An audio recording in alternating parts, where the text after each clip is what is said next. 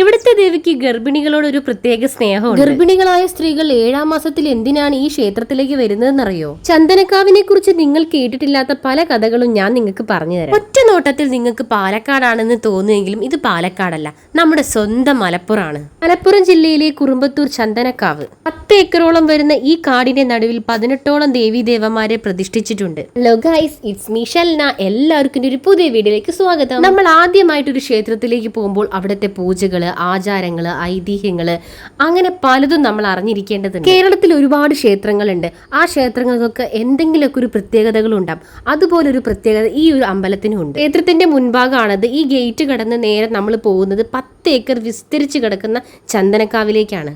ഈ ഒരു ക്ഷേത്രത്തിന് ചന്ദനക്കാവ് എന്ന് പേര് വരാൻ കാരണം എന്താണെന്നറിയോ? 10 ഏക്കർ വനഭൂമിയിൽ 80% ചന്ദനമരങ്ങളാണ് കൂടുതലുള്ളത്. ചന്ദനക്കാവിലേക്ക് വരുന്ന ഭക്തർക്ക് വേണ്ടിയിട്ടുള്ള പാർക്കിംഗ് സൗകര്യമാണ് ഈ ഒരു ഫ്രണ്ടിലായിട്ട് കാണുന്നത്. അത്രയും വിസ്താരത്തിലാട്ടുള്ളത്. ഒരുപാട് നാടുകളിൽ നിന്ന് ആളുകൾ ഇവിടെ വരുന്നുണ്ട്, പ്രാർത്ഥിക്കുന്നുണ്ട്. ഉള്ളിലേക്ക് കടക്കുന്നതിന്റെ തൊട്ടടുത്തായിട്ട് ചെറിയൊരു ഷോപ്പ് ഉണ്ട്. അമ്പലത്തിലേക്കുള്ള എണ്ണ, തിരി, അത്യാവശ്യ സാധനങ്ങളൊക്കെ നമുക്ക് അവിടെ നിന്ന് വാങ്ങിക്കാൻ പറ്റും. ഇപ്പൊ കാടിന്റെ അകത്തേക്ക് കയറാൻ പോവാണ്. ഉള്ളിൽ നിന്ന് നല്ല രീതിയിലുള്ള കിളികളുടെയും വവ്വാലിന്റെ ഒക്കെ ശബ്ദമൊക്കെ പുറത്തേക്ക് കേൾക്കുന്നുണ്ട്. നമുക്കിനി പ്രത്യേകിച്ച് പുറത്തുള്ള കാര്യങ്ങളൊന്നും കാണാനില്ല. നേരെ നമുക്ക് അകത്തേക്ക് കയറാം. ക്ഷേത്രത്തിന്റെ ഉള്ളിലേക്ക് കടക്കുന്നൊക്കെ നമുക്ക് ഒരു പ്രത്യേക ഫീലാണ്. നല്ലൊരു തണുപ്പും നല്ലൊരു കാറ്റൊക്കെ ഉണ്ട്. കാവിൻ്റെ ഉള്ളിലേക്ക് നടക്കുമ്പോൾ 2 സൈഡിലായിട്ട് ഒരുപാട് ചന്ദനമരങ്ങളുണ്ട്. നമുക്കത് നല്ല രീതിയിൽ കാണാനും പറ്റും.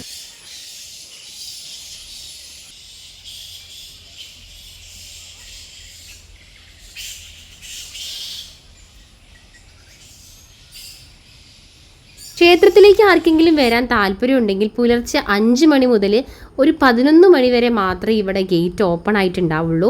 അതുവരെ ഇവിടെ പൂജകളും കാര്യങ്ങളും ഒക്കെ ഉണ്ടാവുള്ളൂ. വരാൻ ഇഷ്ടമുള്ള ഒരു 10 മണിക്ക് മുമ്പേ വരിക കേട്ടോ. പൂജ കഴിഞ്ഞ് ശ്രീകോവിൽ അടച്ചു പോകും. 10 മണിക്ക് ശേഷം വന്നു കഴിഞ്ഞാൽ പിന്നെ പൂജകളും അങ്ങനത്തെ കാര്യങ്ങളൊന്നും നമുക്ക് ചെയ്യാനും കഴിയില്ല. ക്ഷേത്രത്തിന് 1000-ലധികം വർഷം പഴക്കമുണ്ട്.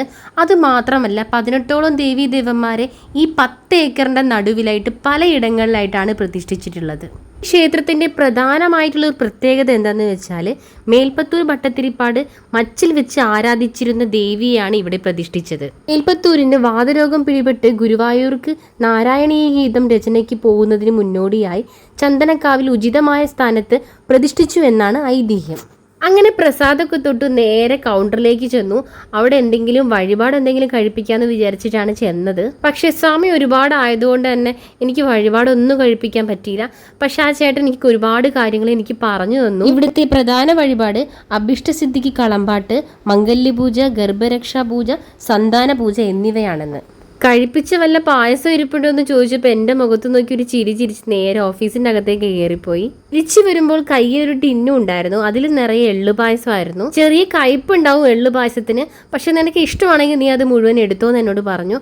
എനിക്ക് ഭയങ്കര സന്തോഷമായി. കിട്ടിയ പാടെ ഞാൻ കുറച്ചധികം കഴിച്ചു കേട്ടോ. നല്ല ടേസ്റ്റ് ഉണ്ടായിരുന്നു.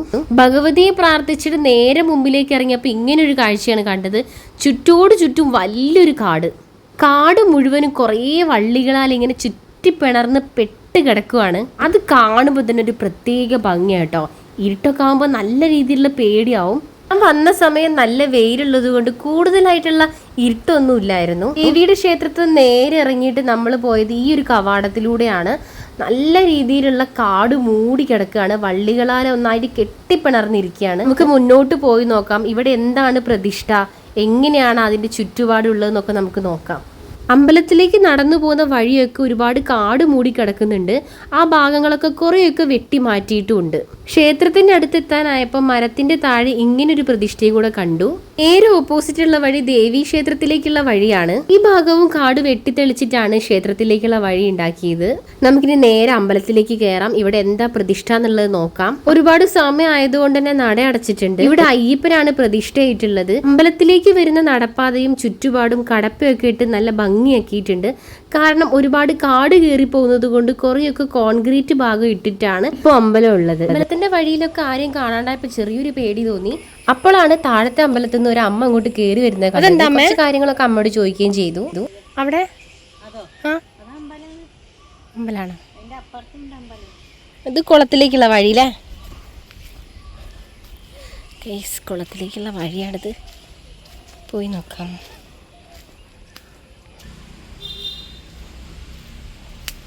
ക്ഷേത്രം നിങ്ങൾ ഒരുപാട് ചുറ്റി നടന്ന് കാണാൻ ആഗ്രഹമുള്ളവരാണെന്നെങ്കിൽ നേരത്തെ വരണം. ഒരുപാട് നേരം വൈകി കഴിഞ്ഞാൽ അമ്പലത്തിൽ ആരും ഉണ്ടാവില്ല. ഭയങ്കരമായിട്ടുള്ള ശൂന്യതയായിരിക്കും ആ സമയത്ത് ഉണ്ടാവുക. നമുക്ക് ചെറുതായിട്ടൊരു പേടിയൊക്കെ തോന്നും. ഈ മതിൽക്കെട്ടിനുള്ളിലായിട്ടും ഒരുപാട് പ്രതിഷ്ഠകളുണ്ട്. ഇപ്പം നമ്മൾ അമ്പലത്തിലേക്കല്ല കയറുന്നത്, നേരെ നമ്മൾ അമ്പലക്കുളത്തിലേക്കാണ് പോകുന്നത്. നമുക്ക് അവിടെയൊക്കെ എന്തൊക്കെയാണ് ഉള്ളത് നോക്കാം. തിരിച്ചു വരുമ്പോൾ ഉറപ്പായിട്ടും നമുക്ക് അമ്പലത്തിലേക്ക് കയറിയിട്ട് പോവാം. ഈ ചെറിയ ഇടവഴി കഴിഞ്ഞ് നേരെ പോയി കഴിഞ്ഞാൽ നമുക്ക് കുളത്തിലേക്കുള്ള ആ ഒരു റൂട്ട് കാണാൻ പറ്റുന്നുണ്ടാവും. ചെരുപ്പൊക്കെ നേരെ മുൻഭാഗം അഴിച്ചു വെച്ചിട്ടുണ്ട്. കല്ലൊക്കെ ചവിട്ടിയിട്ടാണ് പോകുന്നത്. നല്ല വേദനയുണ്ട്. നല്ല മുള്ളു പോലെ കുത്തുന്ന കല്ലാണ് ഉണ്ടായിരുന്നത് അവിടെയൊക്കെ. ഇത് അമ്പലത്തിന്റെ പിൻഭാഗമാണ്. ഓഫീസും മറ്റെന്തെല്ലാം കാര്യങ്ങളൊക്കെ ഉണ്ട്. നമുക്ക് നോക്കാം എന്തൊക്കെയാണെന്ന്. ചുറ്റോട് ചുറ്റും ഇങ്ങനെയുള്ള മതിലുകളൊക്കെ ഉണ്ട്. കുറേ പഴകിയ മതിലുകളാട്ടോ ഭൂരിഭാഗവും നമുക്ക് കാണാനുള്ളത്. നമ്മൾ നേരെ നടന്നിപ്പോൾ കുളത്തിന്റെ അടുത്ത് എത്താനായിട്ടുണ്ട്. കുളത്തിന്റെ അടുത്ത് തന്നെയായിട്ടൊരു വലിയൊരു ആലുണ്ട്. ഇത് മറ്റൊരു പ്രതിഷ്ഠയാണ്. ഈ പ്രതിഷ്ഠ വൈകുണ്ഠനാഥനാണ്. അമ്പലത്തിന്റെ അകത്തേക്ക് കയറുന്നതിന് മുന്നേ നമുക്ക് കുളത്തിന്റെ ആ പരിസരമൊക്കെ ഒന്ന് കാണാം. ക്ഷേത്രകുളത്തിൽ അത്യാവശ്യം നല്ല രീതിയിലുള്ള വെള്ളമുണ്ട്. ഇപ്പം മഴക്കാലമായതുകൊണ്ട് തന്നെ നിറയെ വെള്ളമുണ്ട്. അത്യാവശ്യം മീനുകളൊക്കെ ഉണ്ട് കേട്ടോ. എന്ത് തരം മീനാണെന്ന് എനിക്ക് മനസ്സിലായില്ല, പക്ഷെ നല്ല വലുപ്പം ഉണ്ടായിരുന്നു. മീനിൻ്റെ ഏകദേശം രൂപം കണ്ടിട്ട് എന്ത് മീനാണെന്ന് എനിക്ക് മനസ്സിലായില്ല. അറിയാവുന്നവരൊന്ന് കമൻറ്റ് ചെയ്യണേ. ഇതെന്ത് ഷാർക്കാണ്?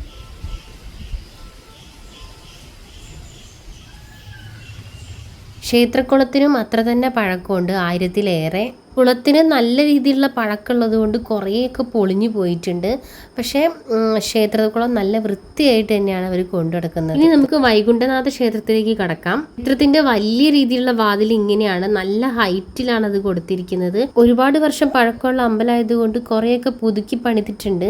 എന്നാലും പഴയ രീതിയിലുള്ള ഭംഗി അതേപോലെ തന്നെ കീപ്പ് ചെയ്തിട്ടുണ്ട്. ചന്ദനക്കാവ് ക്ഷേത്രം മേൽപ്പത്തൂർ ഭട്ടതിരിപ്പാടിന്റെ ഇല്ലം വക ക്ഷേത്രമാണ്. പണ്ട് കാലത്ത് മേൽപ്പത്തൂർ ഭട്ടതിരിപ്പാട് വേദഭ്യാസം നടത്തിയിരുന്നത് ഈ ഒരു ക്ഷേത്രത്തിൽ വെച്ചായിരുന്നു. അങ്ങനെ ഞാൻ നാലമ്പലത്തിനുള്ളിലേക്ക് കടന്നു. ശ്രീകോവിലിനുള്ളിൽ ചതുർബാഹുവായ വൈകുണ്ഠനാഥനാണ് പ്രതിഷ്ഠ. ഈ ശ്രീകോവിലിന്റെ ഭിത്തിയിലാണ് മേൽപ്പത്തൂർ ഭട്ടതിരിപ്പാട് വരച്ച ഗണപതിയുടെയും ഗരുഡാരുടനായ ശ്രീകൃഷ്ണന്റെയും വരച്ച ചിത്രങ്ങളുള്ളത്. ഈ നാലമ്പലത്തിനുള്ളിലായിട്ട് തന്നെ ഒരു കിണർ വരുന്നുണ്ട്. അതൊരു വൃത്തത്തിലല്ല, ചതുരത്തിലാണ് കിണറുള്ളത്. ചുറ്റും കല്ല് കെട്ടി ഇറക്കിയിട്ടുള്ള ആഴമുള്ള കിണർ. ക്ഷേത്രക്കിണർ എന്തുകൊണ്ടാണ് ചതുരത്തിലുള്ളത് എനിക്ക് മനസ്സിലായില്ല. അറിയുന്നവരൊന്ന് കമന്റ് ചെയ്യണം. അമ്പലത്തിനകത്തേക്ക് പ്രവേശിച്ചെങ്കിലും ഭഗവാനെ കാണാൻ പറ്റുമെന്ന് ഞാൻ വിചാരിച്ചില്ല. പക്ഷേ മെയിൻ്റനൻസ് നടക്കുന്നത് കൊണ്ട് ശ്രീകോവിലിൽ ഭഗവാനെ ഞാൻ ശരിക്കും കണ്ടു. നല്ല വലിപ്പത്തിലുള്ള ഭഗവാന്റെ വിഗ്രഹമാണ് ഇവിടെ ഉള്ളത്. വൈകുണ്ഠനാഥൻ ആയതുകൊണ്ടും ശ്രീകൃഷ്ണൻ ആയതുകൊണ്ടും ഇവിടെ ഒരു ഉരുളിയിൽ നിറയെ മഞ്ചാടിക്കുരു, കുന്നിക്കുരു ഒക്കെ വെച്ചിട്ടുണ്ട്. അത് കുറച്ചു നേരം വാരി ഞാൻ പ്രാർത്ഥിച്ചു. ഇങ്ങനെ പുറത്തേക്ക് ഇറങ്ങി. ഇതാണ് പുറത്തുള്ള കാഴ്ചകൾ. ചുറ്റമ്പലത്തിന്റെ ചുറ്റിലും ഇങ്ങനെ കടപ്പയിട്ട് വൃത്തിയാക്കി വെച്ചിട്ടുണ്ട്. ഇങ്ങനെയുള്ളത് കൊണ്ട് തന്നെ നല്ല ഭംഗിയുണ്ട് കാണാനായിട്ട്. വട്ട ശ്രീകോവിലുകം അധികം ക്ഷേത്രങ്ങളിലൊന്നും ഉണ്ടാവാറില്ല. അധികവും ഞാൻ കണ്ടിട്ടുള്ളത് പാലക്കാടൻ ഭാഗങ്ങളിലേക്കാണ്. എന്നാൽ മലപ്പുറം ജില്ലയിൽ ഇത്രയും ഭംഗിയുള്ളൊരു ക്ഷേത്രം ഞാൻ ആദ്യമായിട്ടാണ് കാണുന്നത്. അങ്ങനെ അത്യാവശ്യ കാര്യങ്ങളൊക്കെ ഷൂട്ട് ചെയ്ത് ഞാൻ ഇറങ്ങുമ്പോഴത്തേക്കും അവിടെയുള്ള ആളുകളൊക്കെ ഇറങ്ങുന്നുണ്ടായിരുന്നു. അപ്പം ഞങ്ങൾ ഒരുമിച്ച് ഇറങ്ങി. അമ്പലത്തിന്റെ പിൻഭാഗത്ത് കൂടെ ഇറങ്ങിയപ്പോൾ നേരെ നമ്മൾ രണ്ടാമത് കണ്ട അമ്പലത്തിന്റെ ആ ഒരു ഭാഗത്തേക്കാണ് എത്തിയത്. ഇവിടെ ഒരുപാട് തരത്തിലുള്ള പ്രതിഷ്ഠകളുണ്ട്. ഈ ഒരു ഭാഗത്ത് ഗണപതിയുടെ പ്രതിഷ്ഠയാണുള്ളത്. ചന്ദനക്കാവില് ഭഗവതി ക്ഷേത്രത്തില് ഗർഭിണിയായ സ്ത്രീകള്, അതായത് 7ാം മാസത്തിൽ വന്നു കഴിഞ്ഞാല് സുഖപ്രസവം നടക്കുന്നാണ് വിശ്വസിക്കുന്നത്. അങ്ങനെ ഒരുപാട് അനുഭവങ്ങൾ ഉണ്ടായിട്ടുണ്ട് എന്ന് ഇവിടെ ഉള്ളവരൊക്കെ പറയുന്നുണ്ട്. അതെന്താന്ന് വെച്ചാൽ ഈ ക്ഷേത്രത്തിന്റെ മാത്രം പ്രത്യേകതയാണ് ഈറ്റില്ലത്തമ്മ. സുഖപ്രസവ സിദ്ധി, സൽസന്താന ലബ്ധി, ഗർഭരക്ഷ ഇവയ്ക്കെല്ലാം ഇവിടെ വഴിപാടും പ്രാർത്ഥനകളും ഉണ്ട്. ഫലം 100% ഉറപ്പാണെന്നും വിശ്വസിക്കപ്പെടുന്നു. ഞാനിപ്പോൾ വന്ന വഴിയിലേക്ക് തന്നെയാണ് പോകുന്നത്. ദേവിയുടെ ക്ഷേത്രത്തിന്റെ മുൻഭാഗത്തേക്ക് ഇങ്ങനെ പോയിക്കൊണ്ടിരിക്കുകയാണ്. അയ്യപ്പ ക്ഷേത്രത്തിന്റെ തൊട്ടടുത്തായിട്ട് ഇങ്ങനൊരു കട്ട് ചെയ്തിട്ടുള്ളൊരു വഴിയുണ്ട്. ഇത് നേരെ ഭഗവതിയുടെ മുന്നിലേക്കാണ് പോയിക്കൊണ്ടിരിക്കുന്നത്.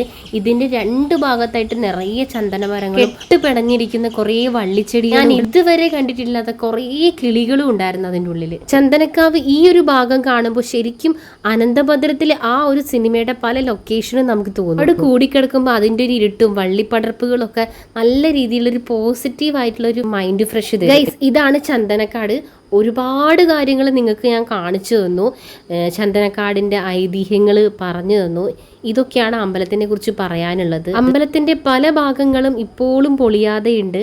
1000 വർഷത്തോളം പഴക്കമുള്ള ഈ അമ്പലത്തിന്റെ പല ഭാഗങ്ങളും ഇപ്പോഴും ഒരു കേടുപാടുകളും വന്നിട്ടില്ല. എൽപ്പത്തൂർ ഭട്ടതിരിപ്പാടിന്റെ ഇല്ലം വക ക്ഷേത്രമായിട്ടുള്ള ചന്ദനക്കാവ് ഇപ്പോഴും നല്ല രീതിയിൽ തന്നെ സംരക്ഷിച്ചു വരുന്നുണ്ട്. അത് നമുക്ക് ഇവിടെ ഓരോരുത്തർക്കും വന്നു കഴിഞ്ഞാൽ പെട്ടെന്ന് മനസ്സിലാക്കാനും പറ്റും. കാവും കുളവും ഇഷ്ടപ്പെടുന്ന ഒരുപാട് പേർക്ക് വന്ന് കാണാൻ പറ്റിയ നല്ലൊരു അമ്പലമാണിത്. ഇവിടെ വരാൻ താല്പര്യമുള്ള ആളുകൾ മലപ്പുറം പുത്തനത്താണി എന്ന സ്ഥലത്ത് നിന്ന് ചന്ദനക്കാവിലേക്ക് നേരിട്ട് ബസ് ഉണ്ടാവും. എന്നെ കൊണ്ട് മാക്സിമം പറ്റുന്ന രീതിയിലെല്ലാം ഞാൻ നിങ്ങൾക്ക് ഇവിടുത്തെ വിശേഷങ്ങളൊക്കെ പറഞ്ഞു തന്നു. വീഡിയോ ഇഷ്ടപ്പെട്ടാൽ ലൈക്ക് ചെയ്യാനും സബ്സ്ക്രൈബ് ചെയ്യാനും കമന്റ് ചെയ്യാനും മറക്കരുത്. ഈ അമ്പലത്തിലേക്ക് വരാൻ റൂട്ടിന് എന്തെങ്കിലും സംശയം ഉണ്ടെങ്കിൽ കമന്റ് ചെയ്യണം. തീർച്ചയായിട്ടും ഞാനത് ക്ലിയർ ചെയ്ത് തരുന്നതായിരിക്കും. ക്ഷേത്രത്തിനെ പറ്റി പറയുമ്പോൾ മറ്റൊരു കാര്യം കൂടി എടുത്തു പറയാം. ഇവിടെ ജോലി ചെയ്യുന്ന എല്ലാവരും വളരെ നല്ല സ്വഭാവമുള്ള ആളുകളാണ്. അതവരുടെ പെരുമാറ്റത്തിൽ തന്നെ എനിക്ക് പെട്ടെന്ന് മനസ്സിലായ കാര്യമാണ്. ഓരോ കാര്യങ്ങൾ ചോദിക്കുമ്പോൾ അവർക്ക് യാതൊരു തരത്തിലുള്ള മടുപ്പും ഇല്ലാതാണ് പല കാര്യങ്ങളും എനിക്ക് പറഞ്ഞു തന്നത്. അതുകൊണ്ട് തന്നെ എനിക്ക് അവരോടൊരു പ്രത്യേക സ്നേഹവും തോന്നി. അപ്പോൾ ഇത്രേ ഉള്ളൂ. ഈ അമ്പലത്തിൻ്റെ ഫുൾ വീഡിയോ ഞാൻ അപ്ലോഡ് ചെയ്തിട്ടുണ്ട്. ഇഷ്ടപ്പെട്ടാൽ ലൈക്ക് ചെയ്യാനും സബ്സ്ക്രൈബ് ചെയ്യാനും കമൻറ്റ് ചെയ്യാനും മറക്കരുത്. അടുത്തൊരു വീഡിയോ ആയിട്ട് വരുന്നവരെ എല്ലാവരും ബൈ ബൈ, സൈനിങ് ഓഫ്.